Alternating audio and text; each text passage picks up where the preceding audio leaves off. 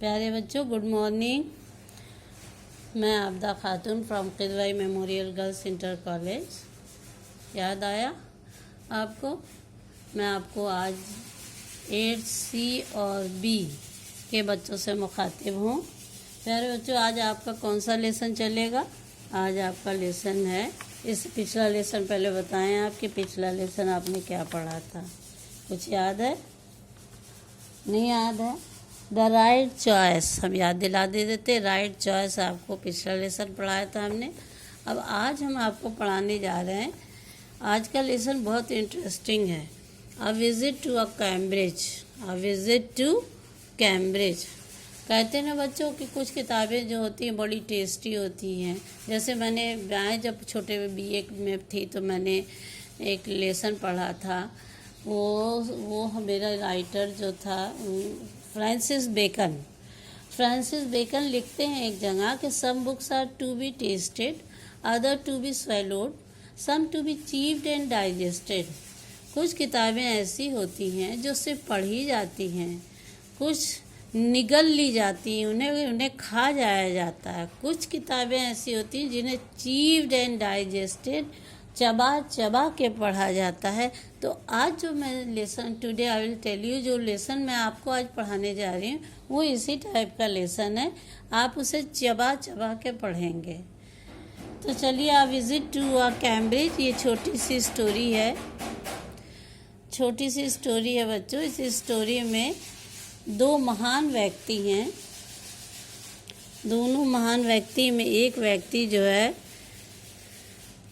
दोनों ही महान व्यक्ति जो हैं वो शारीरिक रूप से कमज़ोर हैं।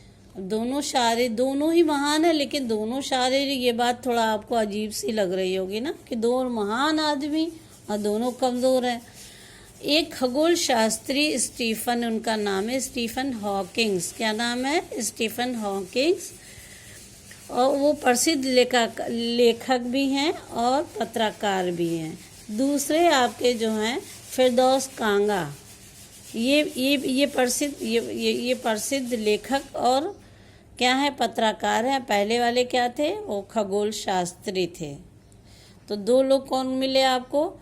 एक स्टीफन और दूसरे जो हैं स्टीफन हॉकिंग्स और दूसरे फिरदौस कांगा। स्टीफन हॉकिंग्स जो थे वो एक खगोल शास्त्री थे और फिरदौस कांगा जो थे वो एक बहुत बड़े राइटर थे। दोनों बात समझ में आ गई? तो ये दोनों जो लोग एक साथ जा रहे थे कहाँ पर? कैम्ब्रिज। ठीक, कैम्ब्रिज जब ये जा रहे थे एक इंग्लैंड की यात्रा में, लेखक फिरदौस जो थे वो फिरदौस कांगा को किसी स्थान के साथ कैम्ब्रिज भी जाना था, इसलिए वो इंग्लैंड और कैम्ब्रिज को एक ही नाम देते हैं। यात्रा के दौरान उनके गाइड ने उन्हें बताया कि इसमें एक स्टीफन हॉकिंग्स हैं। उनके बारे में बताया कि ये खगोल भौतिक शास्त्री हैं और साथ ही BF हिस्ट्री ऑफ टाइप्स के मशहूर लेखक भी थे। स्टीफन कैम्ब्रिज यूनिवर्सिटी में पढ़ते थे। ये धीरे धीरे बीमार होते गए और ऐसा बीमार हुए कि हाथ पैरों से मजबूर हो गए और उनका सर एक तरफ जो है वो लुढ़का हुआ रहता था। जो बीमारी इन्हें थी वो समझ लीजिए एक तरह से वन साइड इनका पैरालाइज हो गया था। और दूसरे जो आपके फिरदौस कांगा जो थे उनको एक हड्डी की कोई बीमारी थी। जो हड्डी की बीमारी ऐसी थी जो वो खड़े नहीं हो सकते थे, चल नहीं सकते थे, फिर नहीं सकते थे। दोनों ही व्हील चेयर पर अपना सफ़र कर रहे थे। रास्ते में उनके गाइड ने जब इनको बताया कि आप लोग दोनों लोग जो हैं ऐसे हैं और तो ये इनको बहुत ख्वाहिश हुई इनसे मिलने की। नंबर लिया और उनसे फ़ोन पे बात करने के लिए, ठीक है, फ़ोन पे बात करने के लिए उनसे टाइम लिया और उनके घर पहुँचे। उनसे आधा 1 घंटा उन्होंने बात किया। और तो उन्होंने बताया कि मैं अकेला रहना पसंद करता हूँ और मैं चाहता भी नहीं कि उन लोग उन्हें परेशान करें। स्टीफन आसानी से थक जाते थे। उनका सिर एक तरफ लुढ़क जाता था, उनके पैर टेढ़े हो जाते थे और शरीर सिकुड़ जाता था। उनके कमज़ोर शरीर में उनकी बुद्धिमत्ता इस प्रकार थी जैसे कमज़ोर दीवारों से लालटेन की रोशनी हो। लेखक ने जल्दी से कुछ और प्रश्न पूछे। स्टीफन ने उत्तर दिया उनको जल्दी और अपाहिज होने पर कोई अच्छी बात नहीं कही गई। और लोगों की तारीफ उन्हें किसी प्रकार की प्रसन्नता या सफलता नहीं मिलती। मतलब ये कि कोई उनसे अगर ये कहता है कि आप अपाहिज हैं लेकिन इतने सफल हैं, इतने नॉलेज वाले, इतने काबिल हैं, तो उनको खुशी नहीं मिलती। अब वो अपना संदेश उन्होंने दिया, उन्हें केवल इस विषय पर ध्यान देना चाहिए जिसमें वे अच्छे हैं, यानी विकलांगता पर उन्होंने विशेष ध्यान नहीं दिया। किस पर दिया कि हम जिसमें अच्छे हों उन्हें ओलंपिक खेलों में हिस्सा लेने की आवश्यकता नहीं है, क्योंकि हम पैरों से मजबूर हैं तो हमें खेलों की आवश्यकता नहीं लेनी चाहिए, हमें खेलों में इंटरेस्ट नहीं लेना चाहिए, क्योंकि उसमें हमारा समय नष्ट होता है। इंटरव्यू का समय पूरा हो रहा था। लेखक स्टीफन से सिद्ध विदा लेना चाहते थे, परंतु स्टीफन उन्हें अपने एक बागीचे में ले गए। 1 घंटे पश्चात उन्होंने वहाँ से अलग होने का फैसला किया। लेखक स्टीफन के कंधे को छुआ और वहाँ से चल गए। ये कहानी बहुत छोटी सी है बच्चों, लेकिन बहुत कुछ आपको बता के जाती है। इसमें कुछ क्वेश्चन है, 4 क्वेश्चन मैं आपको बता देती हूँ। क्वेश्चन आपको किताब में मिल जाएंगे और उसके आंसर मैं बताऊंगी और आप आंसर लिखेंगे। अब ये नहीं कि मैं आंसर कॉपी में लिखूं, अब बड़े क्लास में आप पहुंच चुकी, 9th में पहुंच चुकी हैं। तो पहला क्वेश्चन आप पढ़ें। आपका पहला क्वेश्चन क्या है?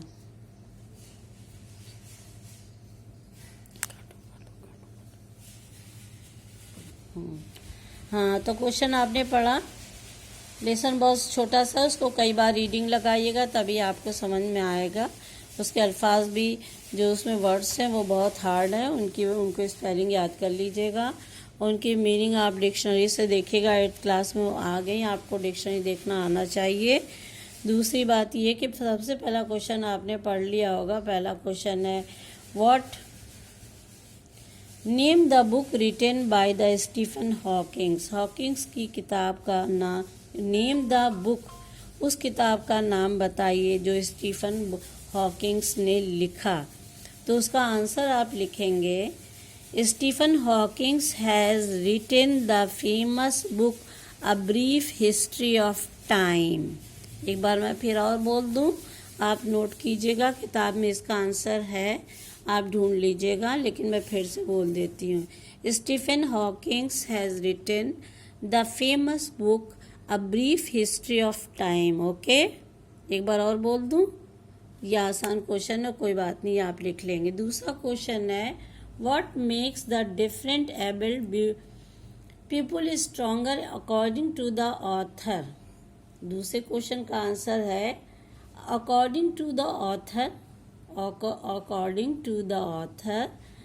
The things that makes differently abled people stronger is seeing somebody like them achieving something huge। आप जब आप इसकी हिंदी पढ़ेंगे तो आपको सब समझ में आ जाएगा। सेकंड क्वेश्चन का आंसर है, फिर से मैं बोल रही हूँ, according to author the things that makes differently abled, आप इन्वर्टेड कॉमा में कर दीजिए। फिर लिखिए people stronger is seeing somebody like them achieving something huge, HUGE, huge। Okay, अब आपका थर्ड क्वेश्चन है what is the scientist message for the disabled. सबसे इम्पोर्टेंट क्वेश्चन आपका है, साइंटिस्ट ने क्या मैसेज दिया। साइंटिस्ट का मैसेज क्या था? The scientist gave a message to the disabled that they should concentrate on that they are good eight.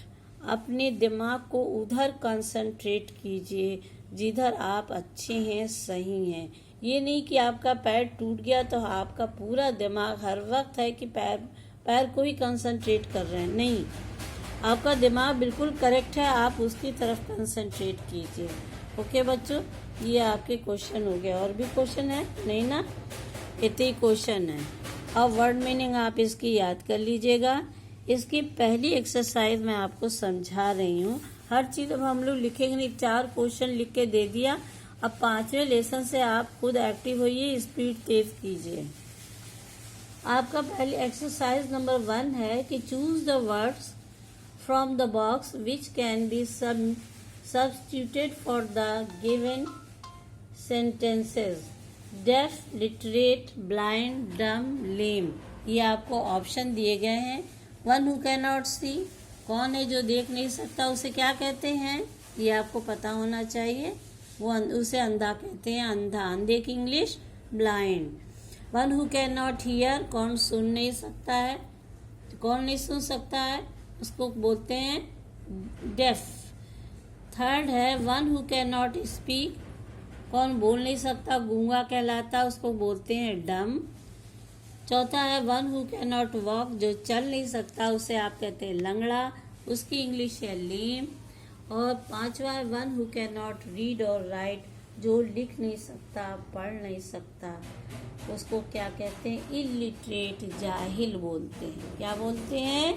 Illiterate. ये आपकी एक एक्सरसाइज होगी। बस यही एक्सरसाइज आपके सफिशिएंट है। और कहिए तो मैं आगे की भी एक्सरसाइज कराऊं, लेकिन मैं उसे आपको फ़ोटो कर भेज देती हूँ, ठीक है? वो एक्सरसाइज आपको फ़ोटो भेज दूँगी। आपके ये 4-5 लेसन हो गए बच्चों। ये 5-6 लेसन आप एकदम अच्छे से तैयार कर लीजिएगा। हमें उम्मीद है कि जब हम लोग स्कूल आएंगे तो आप एक अच्छा क्लास वर्क दीजिएगा, टेस्ट दीजिएगा। हो सकता है 12 तारीख से हम लोग की कॉपी चेक हो तो हम लोग क्लास ले नहीं पाएंगे, ठीक है? तो चलिए मैं फ़ोटो आपको खींच के भेज देती हूँ।